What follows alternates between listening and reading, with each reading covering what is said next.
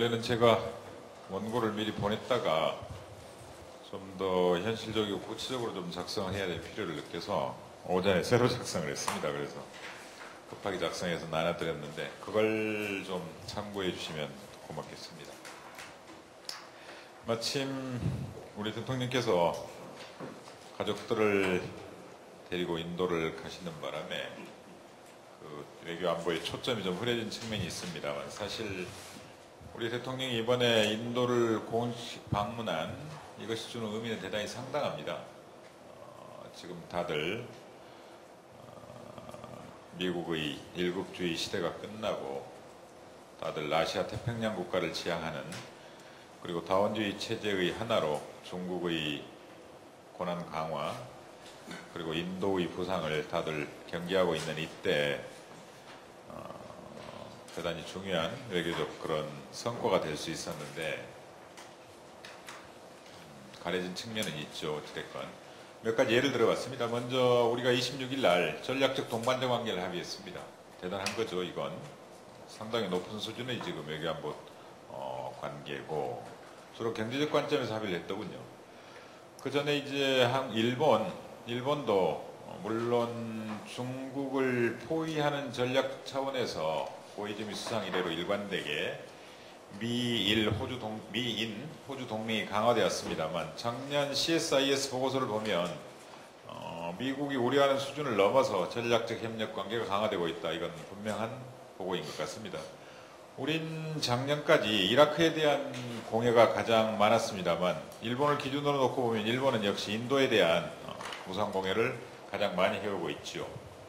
그 다음에 이제 미국과 인도, 이것도 사실 코미디 같은 일이 좀 있었죠. 그 미국 경호실을 뚫고 어느 이 부부가 저녁 만찬에 참여해서 사진 찍고 나오는 바람에 이것도 좀 희화가 된 측면이 있습니다만, 오바마 대통령 이후로 사상 첫 국빈 방문이었고, 다음으로 오바마 대통령이 저녁 식사는 꼭 가족들하고 하는 버릇들이 있는데 이때만 특별하게 대규모 만찬을 벌이는 바람에 다른 나라들을 많이 놀래게 한 그런 적이 있습니다.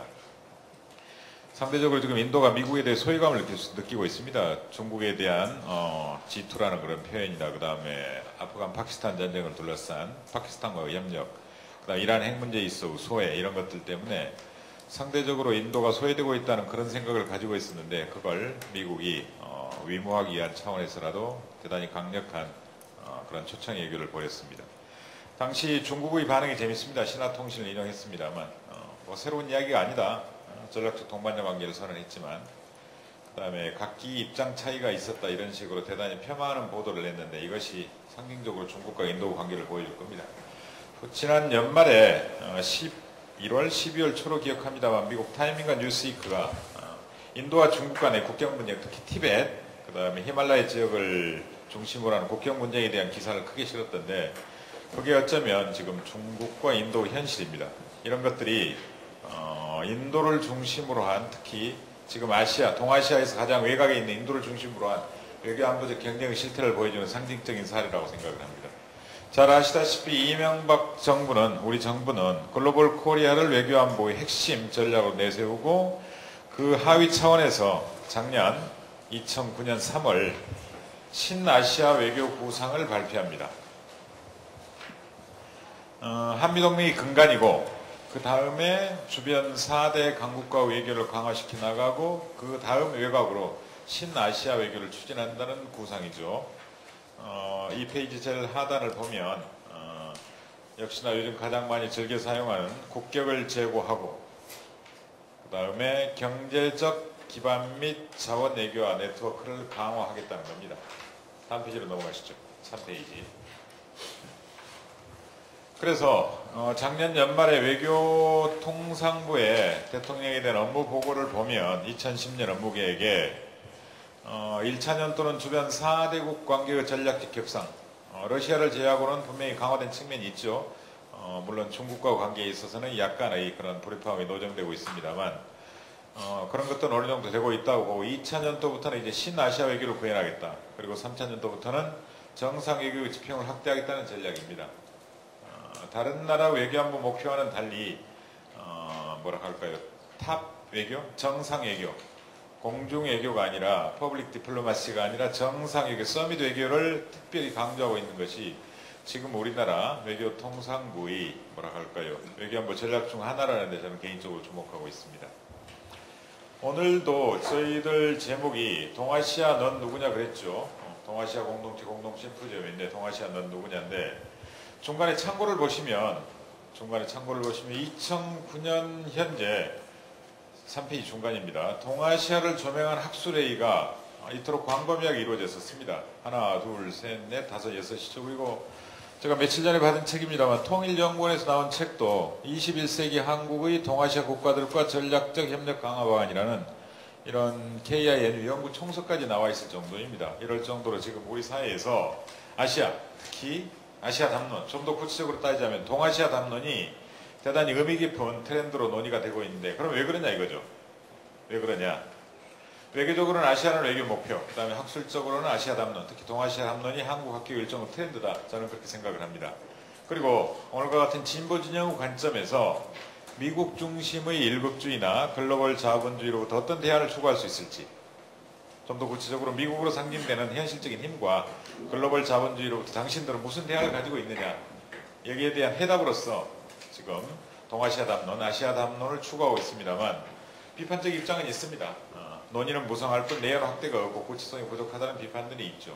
어찌됐건 작년 한 해 이토록 동아시아를 둘러싼 담론들이 있었고 특히 창비를 중심으로 논쟁이 제기됐었고 통일 국책연구기관들조차도 동아시아 국가들과 전략적 협력 방안이라는 그런 보고서를 내기에 이르렀다 이 말씀을 드리고 싶습니다.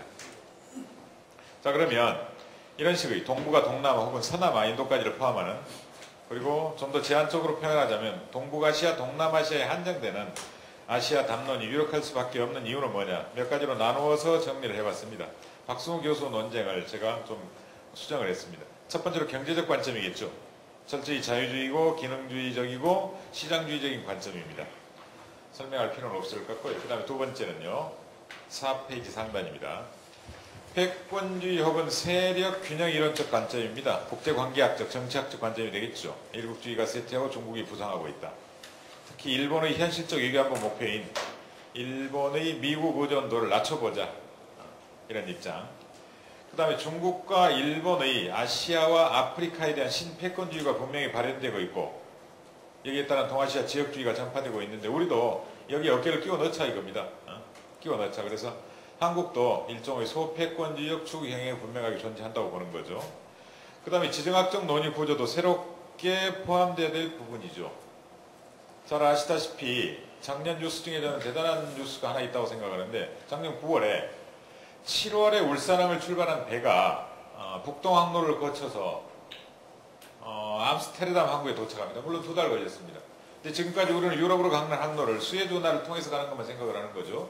그리고 뉴욕으로 가는 항구는 파나마 운하를 통하는 것만 생각을 하는데 이제는 그게 바뀔 수 있다는 거죠.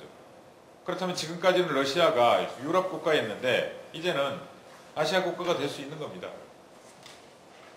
그러니까 에너지의 과잉 소비가 몰고 온 온난화가 도리어 항로를 단축시키고 에너지 소비를 줄일 수 있는 그런 역설이 생각나는 겁니다. 역설이 될 수도 있는 겁니다. 그래서 이런 지정학적 논의 구조에 대해서 좀 더 우리가 중심을 기울일 필요가 있다 이거죠. 더구나 푸틴이 퇴임하기 전에 잘 아시다시피 MB 정부와 정상회담을 희망을 했었는데 우리 정치 일정이 쫓기는 바람에 못하고 말았거든요. 그래서 아직까지도 지금 러시아는 우리 4대 강국 외교 중에 뒤처져 있는 부분, 일종의 소극적인 불만을 가진 그런 국가로 분류되고 있는데 그런 관점이라면 이것도 좀 더 검토할 필요가 있다는 생각을 하고, 그 다음에 전에 김대중 대통령과 싱가포르 수상과의 그런 논쟁도 있었습니다만 동아시아 아이덴티티, 아시아적 가치는 과연 현실적인 정치 이론으로서 가능한가, 실현 가능한가 이런 관점이 있고, 그 다음에 좀 더 종합적인 관점에서 대안적 관점, 서구에 대한 대안, 그 다음에 글로벌 자본주의에 대한 동양의 새로운 가치관 정리, 비전,